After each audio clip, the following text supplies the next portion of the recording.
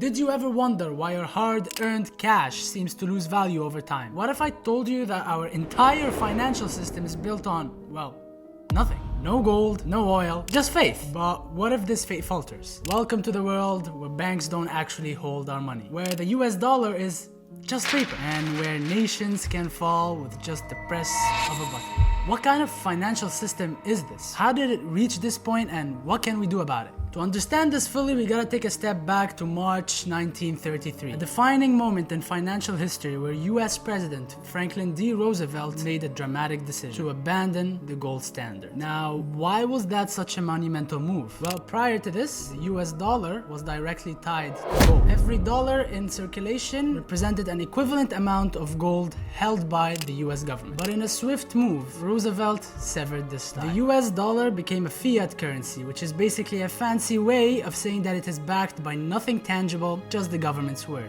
But can we actually trust them? Now, this move has set the stage for the financial system that we use today. Now, to understand what's about to come next, we need to address a common misconception. Many people think that banks are simply safe houses for our money, just like in the Islamic times. Now, the reality is far away from that. Banks operate on a system called fractional reserve banking, where they're only required to hold a fraction of their depositors' money in reserve. Basically meaning if you put in $100, they are allowed to lend out $90 and you are only able to withdraw $10. Now, this system worked well until it didn't. Like in the 2008 housing market crash. Banks had overextended themselves. They gave out too many risky loans that people couldn't pay back. The fallout was devastating. People lost their jobs, their homes, and it eventually led to a global economic crisis. Now, climbing up the ladder to 2009, where Libya's leader Muammar Gaddafi proposed a radical idea in the UN. Now, what does Libya and Gaddafi have anything to do with the Western financial system? Well, here's what Gaddafi proposed. Among things like demanding that US politicians be brought to justice for the Iraq war, he proposed an idea that would have changed the global superpower overnight. A united